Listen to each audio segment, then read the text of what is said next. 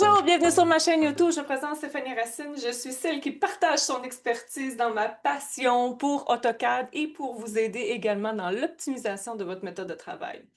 Sans plus attendre, je vous invite évidemment, comme toujours, à aller visiter ma page web au stéphanie-cadesser.com. Évidemment, vous allez y trouver toutes sortes d'informations, dont ma boutique sur ma boutique en ligne, où est-ce que vous allez pouvoir aller télécharger beaucoup d'outils gratuits. J'en ai justement une petite dernière là, au coût de seulement, et tous les outils qui sont payants, il n'y en a pas beaucoup, je pense qu'il y en a environ 4 ou 5, sont au coût de 10 dont la dernière qui est vraiment une to-do list à ne pas oublier quand vous faites un départ de plan, que ce soit pour un agrandissement résidentiel, que ce soit pour un ajout de logement également. C'est vraiment très complet, là. Vous avez juste à aller voir un peu les informations. Il y a beaucoup d'informations dès que vous cliquez sur un outil qui vous intéresse. Vous avez également accès à ma boutique en ligne pour les formations que je vous offre et il va y avoir des petits changements d'ailleurs dans la prochaine année.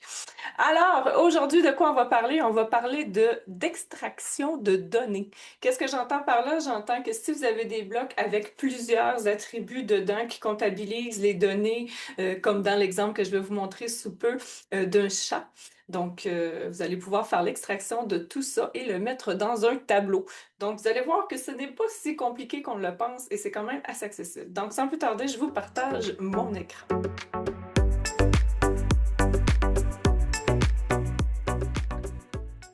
Alors, on voit les blocs. Ici, j'ai des blocs de chats, des têtes de chats. Et pour chacune des têtes de mes chats, j'ai des données attributs qu'on voit ici. Vous voyez qu'il y a plusieurs informations. Si je monte un peu mon Quick Properties, vous allez voir qu'il y a plusieurs informations. Moi, je veux glisser toutes ces informations-là dans un tableau, comme ici, et ça pour tous les blocs qui sont dans mon DWG.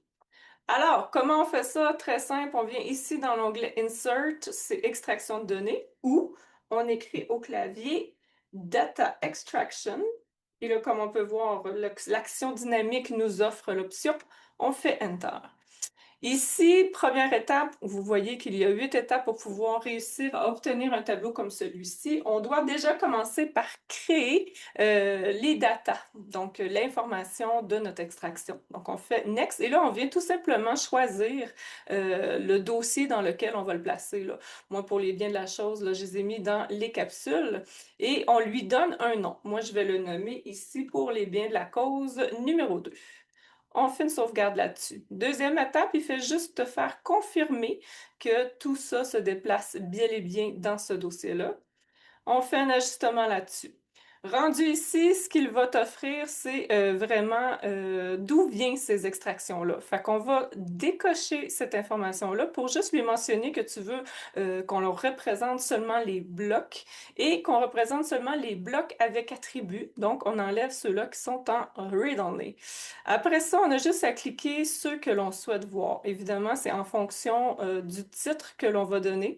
Moi, je sais que toutes les petites informations, 1 Mika, 4 Boris, je pense, je sais pas trop, c'est dans cette information-là. Ensuite, on fait suivant. Rendu ici, c'est les propriétés de notre bloc que l'on doit choisir. Donc, il faut seulement laisser afficher ceux avec attributs. Donc là, on voit que ça commence à se resserrer au niveau des informations. On fait encore une fois un suivant à ça.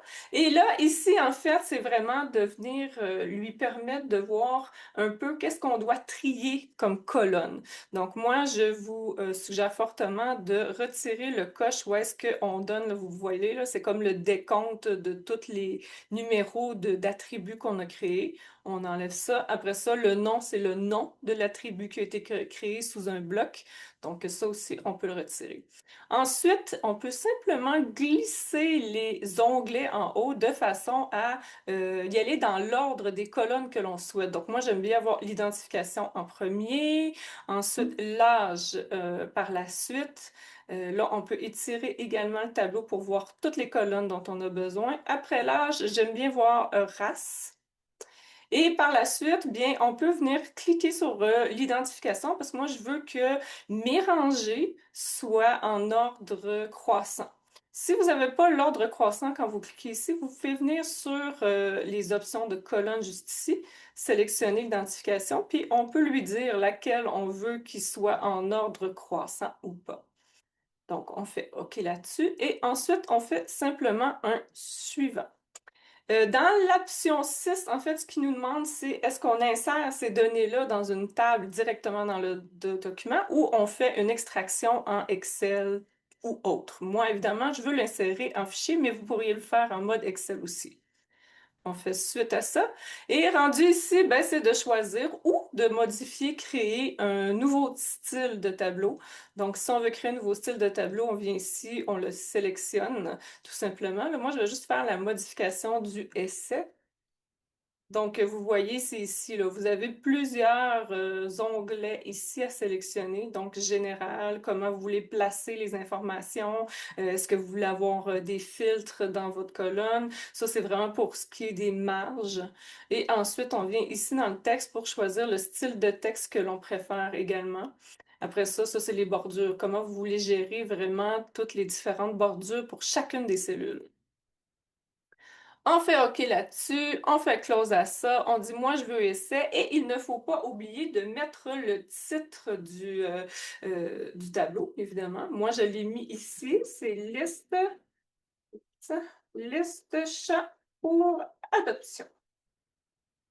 Là, ici, tout ce qu'ils font demander, c'est qu'est-ce que tu vas avoir comme titre, comme en tête, comme data. Là, c'est vraiment l'ordre général d'un type de colonne ou autre.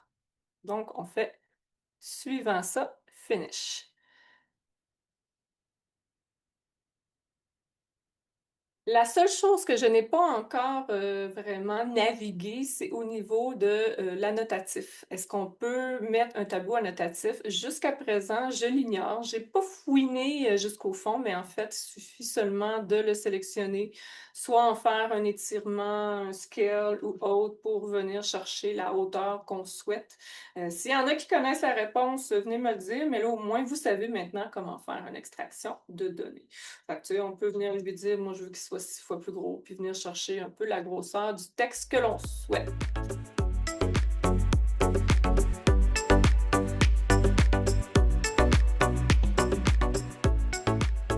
Alors voilà, c'est ce qui fait le tour de cette capsule.